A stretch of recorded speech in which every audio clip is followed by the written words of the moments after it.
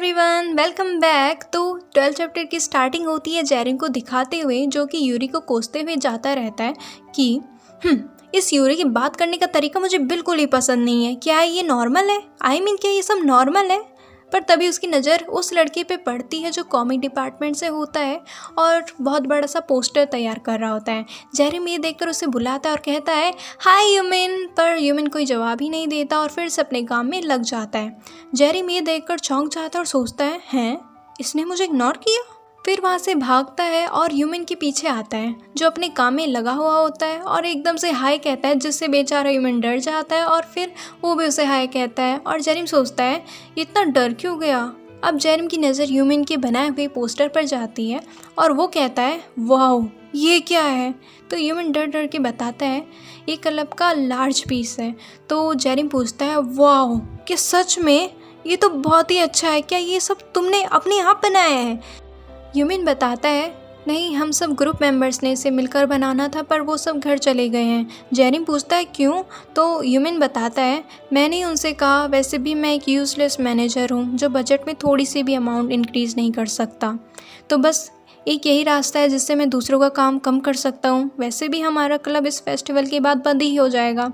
तो जेरिम भी ह्यूमन की ये बातें सुनकर दुखी हो जाता है और कहता है जो उस वक्त यूरी ने कहा मुझे लगता है वो सब बिल्कुल गलत था। और क्यों कॉमिक क्लब को हटना पड़े? अगर मैं होता तो ये कभी सह नहीं पाता।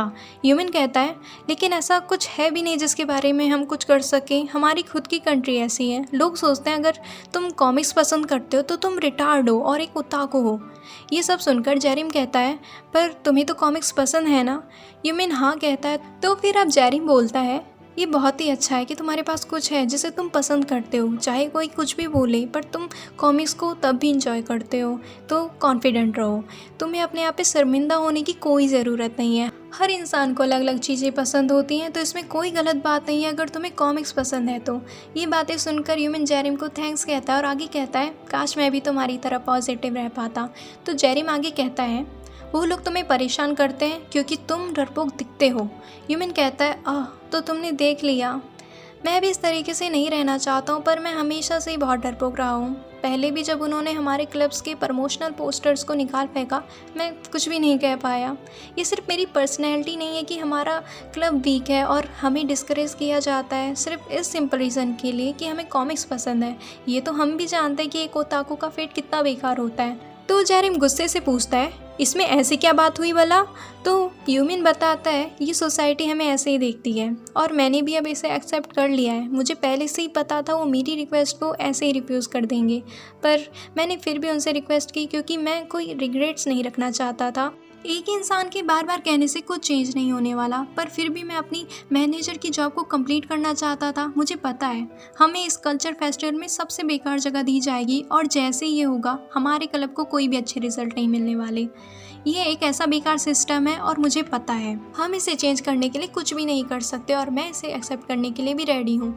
और फिर स्माइल करते हुए फिर से पेंटिंग करने लग जाता है। जेरिम ये देखकर सोचता है क्या है ये, और ह्यूमन का हाथ पकड़ता है जिसमें ब्रश होता है और वो ब्रश का कलर दोनों में गिर जाता है।